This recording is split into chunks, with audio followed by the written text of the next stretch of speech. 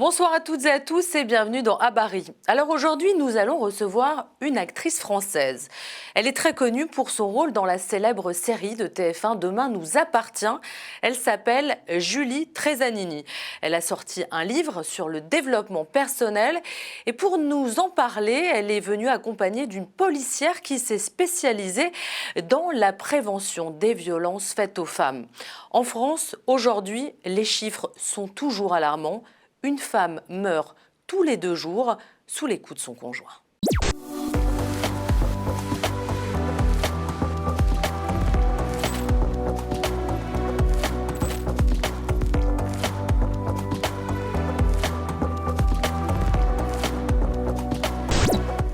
Juliette Tresanini, bonjour et bienvenue dans Habari. Fabienne Boulard également. Vous êtes donc devenues aujourd'hui toutes les deux pour nous parler du livre, Ces phrases qui changent la vie, qui vient de sortir aux éditions Marabout.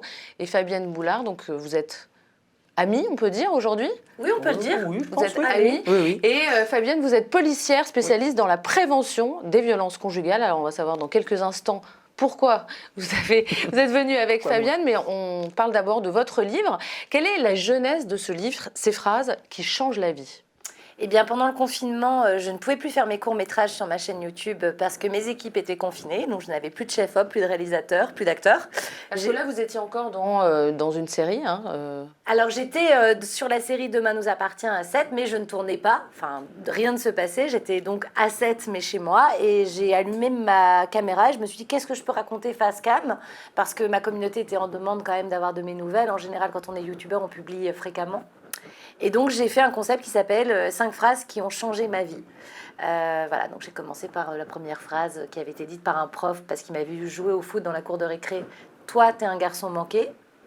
Et j'ai expliqué que ça avait conditionné tout mon rapport à la féminité jusqu'à maintenant. C'est-à-dire qu'une petite phrase d'un prof comme ça, finalement, ça vous a fait mettre dans votre tête que vous étiez un garçon manqué ? Ben voilà, que j'étais pas à ma place dans mon genre et qu'en plus j'étais manquée. Donc vraiment, j'avais rien de bien. Donc pas de féminité, pas d'envie de m'apprêter, un rapport compliqué au genre. Tout ça parce que, voilà, je pense qu'il voulait dire que j'étais courageuse, sportive ou intrépide, mais il a dit garçon manqué. Et ça, je me suis rendu compte du poids des mots ce jour-là. Et c'est ce que vous vouliez montrer dans votre livre, ce que c'est que le poids des mots et des phrases qui peuvent faire du bien ou faire beaucoup de mal, choquer. Vous, page 11, vous dites « ça me fait peur, donc je dois le faire ». Vous êtes d'un tempérament timide et peureux au départ ? Oui, extrêmement. Ça se voit pas, hein, je crois pas. Non. Je masque beaucoup. Oui, j'ai constamment peur des challenges et en même temps, je me dis « Ah, c'est là où il faut que j'aille parce que ça va me faire justement grandir et évoluer » et ça a été le cas de ce livre. Alors c'est difficile à croire qu'on a peur de tout quand on est actrice parce que c'est se lancer un petit peu dans le vide, être acteur c'est difficile, il faut montrer de soi devant tout le monde. Ça a été une lutte justement pour socialiser. Alors moi, ça a été une thérapie parce que je me dis que je suis en vacances de moi-même. Quand je suis actrice, j'interprète d'autres rôles, d'autres personnages, donc je m'oublie et là, je n'ai plus peur. Comme si j'endossais les qualités du personnage et oubliais mes défauts. Donc, je suis très courageuse dans les rôles que je joue, justement. Et donc, l'idée de faire appel à plusieurs personnalités, pourquoi ? J'aime plus les autres que moi-même. Parler de moi m'intéresse pas, mais entendre les autres raconter les clés de leur succès. Tiens, il a réussi, comment il a fait Pierre Richard, mais comment il est devenu Pierre Richard, quoi.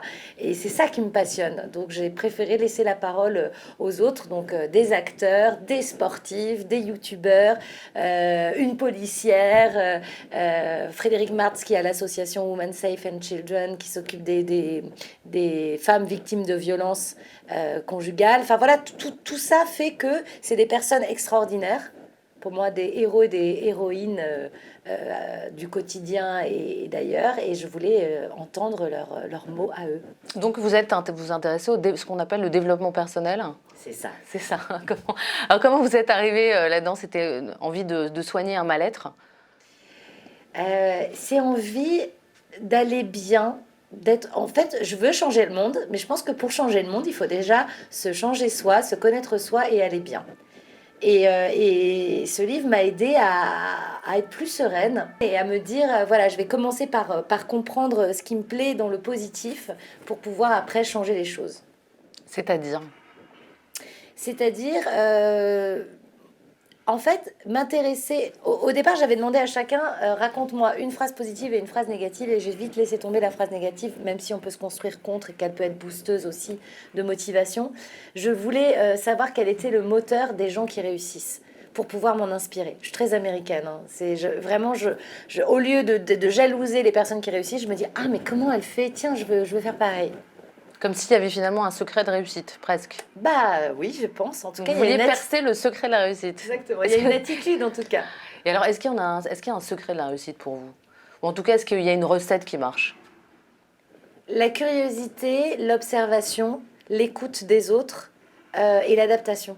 Vous pouvez nous raconter, Fabienne, vous êtes venue aujourd'hui avec Fabienne Boulard pour parler d'un sujet de société qui touche le monde entier, on peut dire aujourd'hui, qui est donc la violence conjugale. Alors Fabienne, vous êtes policière et vous êtes spécialiste dans la formation des policiers pour l'accueil des victimes et puis aussi l'empathie des victimes, c'est-à-dire que vous aidez donc les policiers à se mettre à la place de la victime et à être en empathie avec la victime, parce qu'il y avait un petit problème d'abord sur la réception des plaintes et puis après sur l'empathie des victimes. Racontez-nous la rencontre, toutes les deux. Alors, la rencontre s'est faite officieuse ou officielle?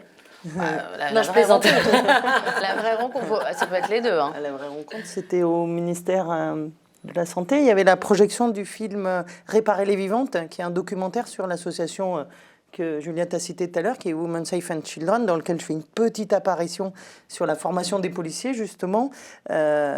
Formation pendant laquelle la fondatrice de l'association intervient. Et voilà, à la sortie de ce documentaire, Juliette m'a alpagué et m'a dit donne-moi une phrase, je veux que tu sois dans mon livre. Je dis, oula, attends. Donc voilà, c'est tout nouveau pour moi, c'est quelque chose que je connais pas, je découvre, donc c'est intéressant. Puis en même temps, ça m'a permis, je pense, de faire passer des messages qui sont importants.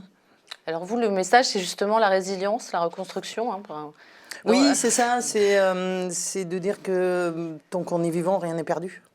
Donc c'est un message qui est pour tout le monde et pour les victimes aussi, parce qu'on essaye de mettre en place des choses, des petits outils pour les victimes de violences, alors à mon modeste niveau évidemment, de manière à pouvoir les aider à surmonter ce qu'elles sont en train de vivre et à repartir d'un bon pied, entre guillemets, quoi. Oui, parce qu'on peut rappeler des chiffres. Aujourd'hui, une femme meurt tous les 2 jours sur les coups de son conjoint. Voilà, c'est un problème de société qui est dans tous les milieux. Ouais. Il y avait une omerta, on peut dire, jusqu'en 2004-2005. Et aujourd'hui, ce problème est vraiment pris en main par la société, l'État, les victimes, etc. Aujourd'hui, est-ce que vous voyez vraiment une amélioration de la situation en 10-15 ans? Alors, les chiffres ne la montrent pas. C'est ça qui est paradoxal, c'est qu'aujourd'hui, comme la parole se libère et que malheureusement le nombre de féminicides ne baisse pas, les chiffres ne montrent pas d'amélioration. Par contre, oui, il y a vraiment... Alors, je vais parler de ce que je connais surtout, de la police et du travail avec tous les acteurs de cette thématique. Oui, il y a une nette amélioration, heureusement. Parce que c'était compliqué, mais c'était compliqué parce que, si je parle des policiers, ils n'étaient pas formés. Moi, je prends mon exemple, mon école de police, ça fait plus de 30 ans. Tout ce qui est psychotrauma des victimes, etc., on n'en entendait pas parler. Donc, évidemment qu'il a fallu, moi, que je me forme déjà dans un premier temps, et aujourd'hui que je forme mes collègues, parce que je reste persuadée que si on comprend ce que vit la victime, on va l'accueillir, on va l'entendre, on va l'écouter de manière différente, avec beaucoup plus d'empathie et beaucoup plus de... Comment je pourrais dire? On va comprendre quand on prend la plainte, pourquoi elle ne peut pas nous donner tel détail, juste pas parce qu'elle ment, mais parce qu'elle ne s'en souvient pas, tout simplement, quoi. Aujourd'hui, on peut dire que la moitié des appels à police-secours concernent les violences conjugales. Comment ça, vous parliez de chiffres tout à l'heure, avec la prévention, aujourd'hui la sensibilisation qui a été faite depuis une quinzaine d'années, comment on explique que les chiffres ne baissent pas? Alors, je pense que... Honnêtement, je n'ai pas la réponse. C'est-à-dire que, est-ce qu'il y a aujourd'hui plus de violences conjugales qu'avant? Je ne peux pas vous le dire. C'est-à-dire, est-ce qu'il y en avait avant, mais qu'on ne le disait pas? C'était le cas, c'est plutôt ce qui est sorti dans plusieurs études. Je sais que moi, je viens d'un endroit où la campagne profonde, il y en avait, tout le monde le savait. Mais voilà, c'était comme ça. On disait, bah, la pauvre, elle n'a pas trouvé le bon mari. Et puis voilà. Il y avait quoi, une forme d'acceptation de la société, oui, tout à finalement, fait, ouais. société de patriarcat, où finalement... Voilà, c'était comme ça. Elle n'était pas tombée sur le bon. Donc, bon, voilà. Féminicide, ben, le mot, il n'est pas très vieux, quoi. Donc, on parlait... Rappelez-vous, on parlait de crimes passionnels, on parlait de choses comme ça. C'était un peu accepté par la société. C'était accepté et par toute la société, j'ai envie de dire. C'était comme ça. Et aujourd'hui, la société n'accepte plus et c'est très bien. Donc la parole se libère. On a de plus en plus d'interventions, on a de plus en plus de plaintes et c'est tant mieux. Alors mes collègues sont débordés parce que c'est vrai qu'il y a beaucoup, mais je pense que si vraiment toutes les victimes venaient déposer plainte, on serait encore plus débordés.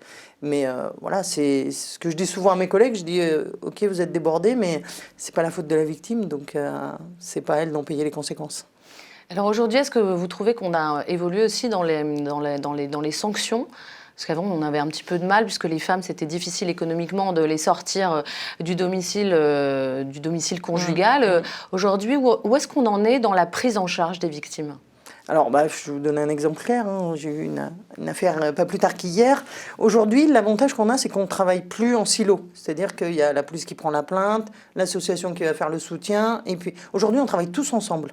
Donc, pour le coup, les téléphones portables nous aident beaucoup parce qu'on s'appelle, on se connaît tous. Si je prends l'exemple de mon département, des Yvelines, tous les acteurs de cette thématique se connaissent. Donc un coup de fil, un appel, et on dit, bah voilà, j'ai quelque chose là, il faudrait une demande de logement, il faudrait reloger la dame, parce que si monsieur sort, bah voilà, on ne sait pas ce que la justice va décider.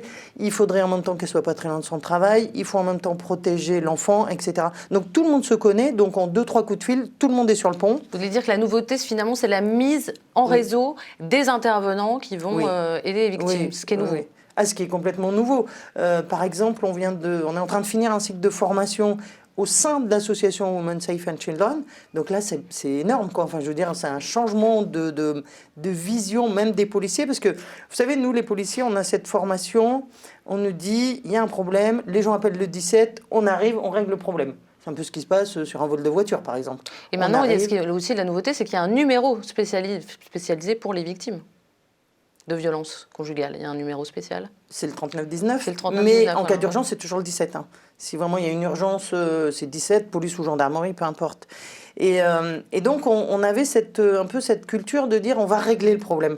Voilà, c'est ce qu'on a appris. Et aujourd'hui, on sait très bien qu'on ne peut pas le régler tout seul. Parce qu'il y a quand il y a des violences économiques, administratives, etc., il faut qu'on se connaisse tous. Il faut qu'on connaisse des médecins, il faut qu'on connaisse... Voilà. Et quand on arrive à travailler tous ensemble comme ça, et je vous disais, cette formation qu'on fait au sein de l'association, c'est excellent, c'est énorme, parce que tout le monde change sa façon de voir l'autre. Et tout le monde sait qu'il va pouvoir travailler avec l'autre. Et aujourd'hui, les connexions se font. Alors, ça éradique pas les violences, hein, mais ça permet une meilleure prise en charge. Et que la victime ne s'enlise pas jusqu'à peut-être se faire tuer par son conjoint. Tout à fait. L'idée, c'est de... Alors après, on ne peut pas faire de généralité parce que suivant les violences et suivant... Chaque situation est différente. Et on essaye justement en plus de personnaliser la solution à chaque situation. Alors, il y a un autre système qui a été mis en place, c'est le bracelet électronique d'éloignement du conjoint violent. Mais finalement, c'est une très bonne idée, puisque donc... si le conjoint s'approche, la police intervient, etc. Mais finalement, on observe de nombreux dysfonctionnements dans ce bracelet électronique. Je donne 2 exemples. Le 17 mai dernier, une femme a été tuée à Béziers parce qu'elle refusait de porter le bracelet électronique. La difficulté aujourd'hui, est-ce que c'est pas pour ces femmes justement finalement de se protéger, de se séparer du conjoint, C'est un vrai problème pour vous aujourd'hui parce que oui, c'est un vrai problème. Alors, c'est pas vraiment le bracelet électronique, c'est le bracelet anti-rapprochement. C'est ça, c'est un bracelet C'est-à-dire que l'auteur a un bracelet et la victime a un boîtier qui va sonner si l'auteur des violences se rapproche. C'est un problème parce que aujourd'hui, justement, on change notre façon de voir les choses aussi. Nous, on arrive... alors, on va prendre l'exemple d'une dame qui est victime de violence parce que c'est souvent les femmes quand même. Et on lui dit, faut vous séparer, faut divorcer. Et souvent, c'est pas ce qu'elle demande. C'est-à-dire qu'on va leur proposer des choses qui ne sont pas ce qu'elles attendent. Souvent, ce qu'elles veulent, c'est pas forcément la séparation, c'est l'arrêt des violences. C'est-à-dire que lui change. Alors, on sait pertinemment que c'est très compliqué, qu'il y a peu de chances, il l'a frappé une première fois, qu'il s'arrête. On le sait, nous on le sait. Mais la victime, elle ne le sait pas forcément. Donc la pédagogie, ça va être de lui faire comprendre, un peu au fil du temps, parce que ça ne peut pas se faire, hein, qu'il y a de fortes chances qu'il ne change pas et qu'on peut lui proposer autre chose. Et c'est pour ça que ce bracelet anti-rapprochement, en plus, vraiment pour les victimes, je pense que... Alors c'est une très bonne solution, mais c'est anxiogène, parce qu'elle a toujours ce boîtier sur elle qui lui rappelle que il peut sonner à tout moment, qu'il peut se rapprocher, qu'il y a toujours cette menace-là. Donc je pense qu'il faut, sur le bracelet anti-rapprochement, il va falloir faire preuve de plus de pédagogie. Expliquer pourquoi il est mis en place. Alors c'est déjà fait, mais je pense qu'il va falloir que ça soit encore plus important par rapport aux victimes, quoi. Mais c'est vrai que souvent, on n'est pas sur le même plan que la victime. C'est-à-dire qu'on va lui proposer des choses qui ne sont pas ce qu'elle attend. Et en même temps, on lui propose des choses, des fois, si on prend l'exemple de quelqu'un qui vit dans une grande maison, on lui propose un relogement dans un hôtel 115 ou des choses comme ça, on peut comprendre qu'au bout d'un moment, elles se disent non, je peux pas, quoi. Déscolariser les enfants, les mettre ailleurs, enfin, c'est trop compliqué, ça fait trop. Si on prend en plus en compte son état psychotraumatique, je pense que là, on lui demande trop de choses. Et aujourd'hui, on demande à la victime de faire des choses. C'est ça qui est aussi compliqué. Il faudrait trouver une solution. Alors, je ne l'ai pas, hein, sinon je ne serais pas là. Il faudrait que nous, alors quand je dis nous, c'est la société, tout le monde, quoi, qu'on arrive à protéger cette victime, mais pas contre son gré en même temps. Alors, c'est assez compliqué parce qu'il faut la laisser actrice de sa protection. Et en même temps, il faut lui proposer des choses qui vont vraiment lui correspondre. Mais on avance beaucoup sur ces sujets-là. Alors Luc Frémiot, qui était le procureur de Lille, avait mis en place une prise en charge des auteurs de violences conjugales. Est-ce que ça marche finalement? Il avait mis ça en place il y a à peu près une quinzaine d'années. Aujourd'hui, je pense qu'on peut avoir un petit peu de recul. Est-ce que ça ne marcherait pas de prendre en charge les auteurs? Alors lui, son expérience à Douai était 100% bénéfique. Le problème, c'est assez compliqué parce que l'éviction du conjoint violent existe, elle est dans la loi, sauf que c'est une réponse, j'allais dire pénale, c'est pas que pénal, mais... Et donc ça peut pas être pris, je sais pas, je veux dire à 3h du matin, quand on intervient au domicile de quelqu'un, lui il l'a frappé, il est parti, il est en fuite, on sait pas où il est, est-ce qu'il risque de revenir, il y a un risque de féminicide, il faut protéger la victime tout de suite, là. Donc oui, l'éviction du conjoint violent, moi je pense qu'il faut tendre vers ça. Mais on a souvent des victimes aussi qui disent « je ne veux pas rester dans ce lieu où j'ai été victime de violence. Ça me rappelle trop, chaque objet me rappelle ce qu'il m'a fait. » Donc voilà, encore une fois, on ne peut pas, je pense, prendre de grandes décisions sans connaître les victimes. Et en même temps, on ne peut pas décider à leur place et faut faire du cas par cas. Parce que chaque victime est différente. Il y a des femmes qui sont... voilà, j'ai tellement d'exemples. Les causes des violences sont toujours... sont différentes. Mais oui, mais les causes des violences, c'est... Alors déjà, la cause, c'est toujours l'auteur. Hein. Enfin, je veux dire, c'est c'est l'auteur le seul coupable. Ça, il faut bien le rappeler aux victimes, que c'est pas parce qu'elle n'a pas bien fait le ménage qu'elle doit se faire frapper. Parce qu'on a des fois des victimes qui disent « ouais, mais ce jour-là, c'est vrai que je l'avais énervé. » Non, non, trop là, faut remettre... non, mais c'est ça, parce qu'il y a... bien sûr. Ouais, tu sais, il y a tellement cette emprise mentale de l'auteur qui lui fait croire qu'elle est bonne à rien, qu'elle vaut rien, qu'elle n'y arrivera pas, enfin qu'elle mérite ce qui lui arrive. Bah oui, voilà, c'est dans le cycle des violences, quand on est dans la phase justification, où il se dit, en fin de compte, oui, je t'ai frappé, mais c'est un peu ta faute aussi quand même, quoi. Donc ça, c'est à déconstruire dans la tête de la victime. Et ça, c'est pas nous, policiers, qui pouvons le faire, hein. Là, il faut vraiment qu'on s'appuie sur les associations, les psychologues, etc. Parce que c'est pas notre travail, hein. C'est un peu de ce dont vous parlez dans votre livre, la déconstruction des préjugés. Parce qu'à cause de préjugés qu'on peut se mettre dans la tête, ça nous empêche. La première chose qui nous empêche de faire et d'être souvent heureux, c'est la peur. Vous avez mis d'ailleurs en place des petits exercices avec des questions à laquelle on doit répondre. Est-ce que justement c'est un travail quotidien? Est-ce que vous pensez que justement on peut arriver à être heureux en travaillant cette déconstruction des préjugés? Oui. Mais c'est un travail de longue haleine, exactement. C'est faire taire un peu les voix aussi dans sa tête. C'est-à-dire le mental qui nous fait faire des suppositions qui sont pas vraies, qui sont pas réelles en fait. On se fait aussi des films, voilà, pour reprendre un terme cité par un réalisateur, c'est que chacun est le héros de son propre film, mais que souvent le film n'est pas vrai. Donc on est le personnage principal d'un film qui n'existe que pour nous. Donc il faut aussi essayer de sortir de ça, s'extraire de ça pour pouvoir être heureux et voir les choses telles qu'elles sont réellement. Est-ce que vous avez des causes, vous, que vous soutenez, vous engagez justement dans la lutte contre les violences conjugales?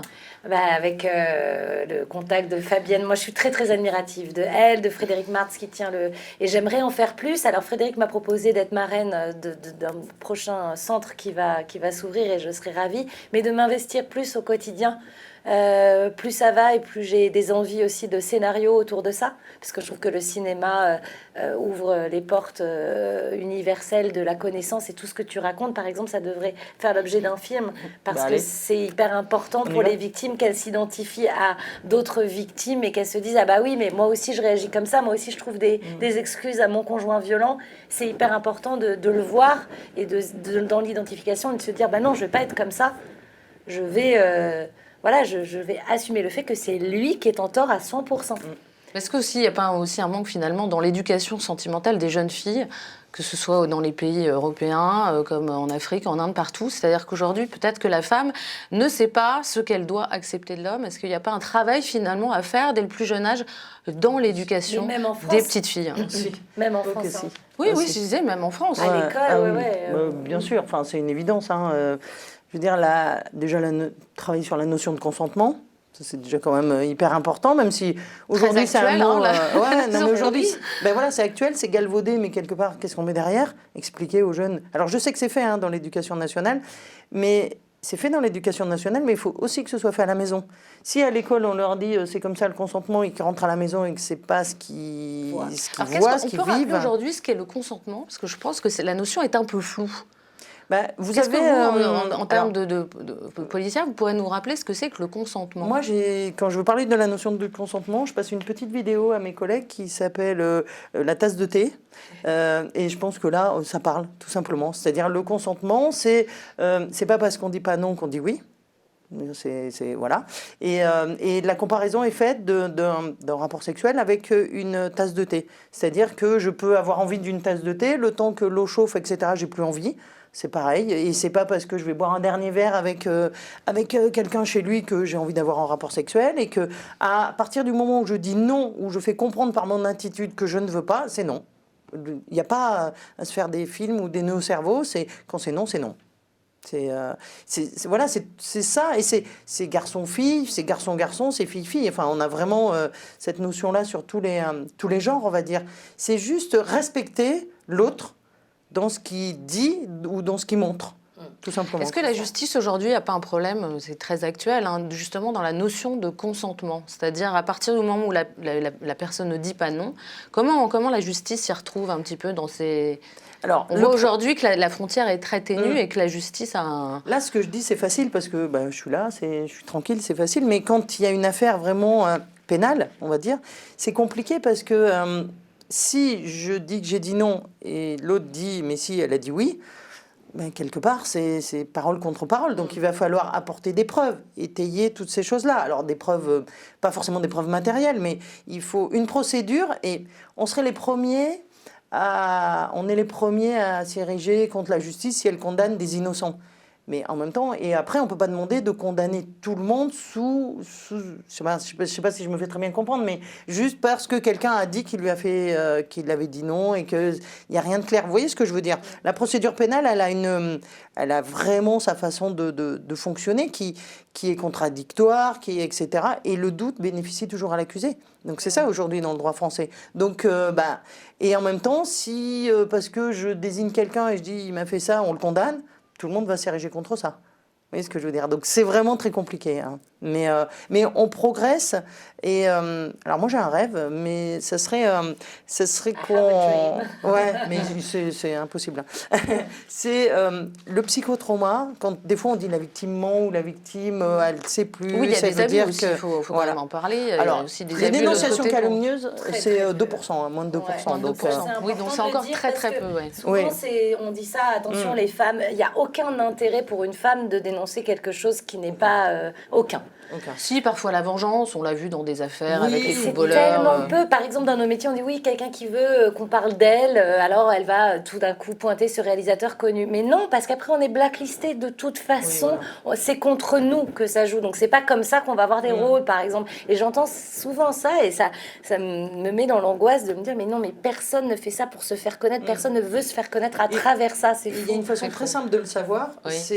Ce serait de faire passer une IRM du cerveau, parce que le psychotrauma, il se voit dans le cerveau. Il se voit, il y a des zones qui s'allument qui sont différentes. Là, je fais une spéciale dédicace à Marie Larue, la psychologue de Women Safe, qui m'a fait comprendre tout ce qui se passe dans le cerveau. Et on se dit, on fait passer une IRM du cerveau à chaque victime. C'est fait aujourd'hui ? Non, bien sûr que non. Ça serait C'est mon rêve. C'est ça. Qu'on ait à l'entrée de chaque commissariat une machine Mais au moins, à c'est une preuve IRM. scientifique. Mais c'est clair, vous avez des études de neurologues qui montrent justement des IRM. C'est une étude, alors à la base ça a été fait sur les revenants du Vietnam, qui montre que effectivement ce sont des zones du cerveau qui s'allument qui sont différentes si la personne ment ou si la personne a vraiment vécu quelque chose et vit vraiment un trauma et vraiment et la mémoire traumatique et tout ce qui est trauma. Et ça serait voilà, on se dirait ben voilà, il y a plus de à Et dire, ça c'est raccourcirait des, les enquêtes. Le temps d'enquête, en tout cas. Ah bah c'est clair. Mais ça coûterait plus cher. Bon, ben, on vous laisse travailler avec le ministère de l'Intérieur C'est pour... ça. C'est ça. C'est formidable, ça. Mais ça serait génial. Mais Faut en parler c'est, aux multimillionnaires qui savent pas quoi faire de leur argent et et ben, leur dire pourquoi pas. investissez là-dedans. Voilà, et on propose. Mais bon, après, voilà, on se dit, on peut pas faire passer. Enfin, c'est médical. Est-ce que le médical peut rentrer dans la preuve du judiciaire? Oh, il y a tellement de choses. Des fois, on a des idées, puis on se heurte à tellement de. Parce que les détecteurs de mensonges, ça existe. Ça marche pas. Ouais, alors ça, j'en ai jamais vu. Hein. Ouais. Très honnêtement, je sais pas. Alors c'est peut-être dans des brigades spécialisées, mais pas à mon. Peut-être dans mes films à moi. Peut-être aussi. Pas au niveau des commissariats locaux qui vont prendre le tout venant des plaintes. Quand je dis tout venant, c'est pas péjoratif, hein, que les choses soient claires. Le tout venant des plaintes de violence conjugale, quoi. Donc, Mais c'est une brillante idée. On va se quitter, c'est la fin de l'émission maintenant. Juliette Rezanini, merci d'avoir été avec nous. Fabienne Boulard, merci aussi et bravo pour ce que vous faites. Donc, à très bientôt pour de nouvelles aventures. À Bari, c'est terminé pour aujourd'hui.